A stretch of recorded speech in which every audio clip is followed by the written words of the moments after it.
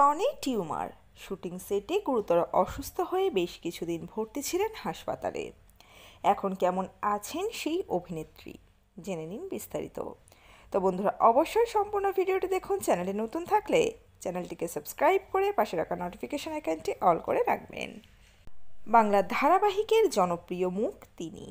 বৃষ্টি চরিত্রে দর্শকের কাছে পরিচিত অভিনেত্রী অনুমিতা দত্ত। একটা সময় দীর্ঘ 1 মাস হাসপাতালে ভর্তি ছিলেন অভিনেত্রী। সুস্থ হয়ে ফিরেও ছিলেন হাসপাতাল থেকে। শুটিংয়ের মাঝেই গুরুতর অসুস্থ হয়ে পড়েছিলেন তিনি।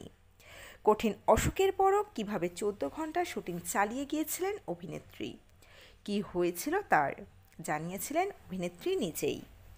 বাংলা টেলিভিশনের পরিচিত মুখ অনুমিতা দত্ত।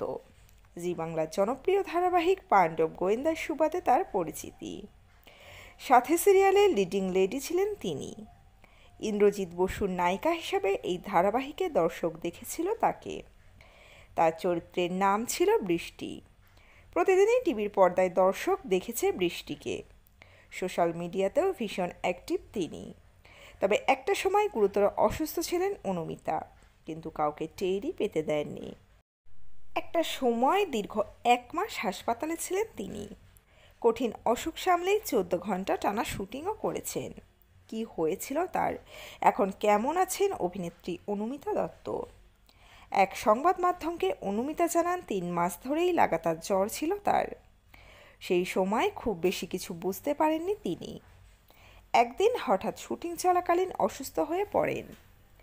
রক্তচাপের সমস্যা, পাশাপাশি হৃদস্পন্দন আচমকা বেড়ে গিয়েছিল। পাণ্ডব গোয়েন্দার বাচ্চু জানিয়েছিলেন, চিকিৎসক বললেন মাইল্ড স্ট্রোক হয়েছে।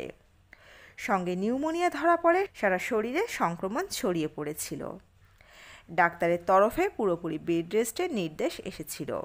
কমপক্ষে 1 মাস বাড়িতে থাকার পরামর্শ, কিন্তু বাড়িতে থাকতে নারাজ ছিলেন অনুমিতা।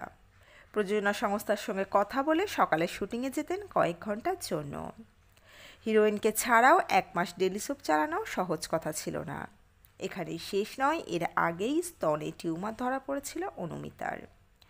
অস্ত্রোপচারের কথা জানিয়েছিলেন চিকিৎসক। তবে ওষুধ খেয়ে এখন অনেকটা ভালো আছেন অনুমিতা।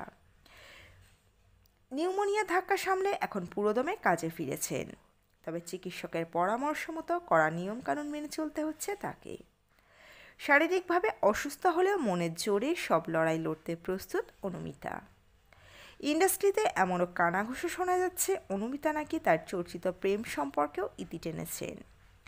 পরিচালক আদিত্য বন্দ্যোপাধ্যায়ের সঙ্গে অনুমিতার মাখো প্রেমের কথা কারোর অজানা ছিল না।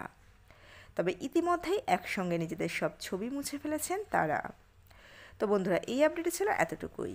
দ্রুত ফিরে আসছি এরকমই নতুন কোনো আপডেট নিয়ে।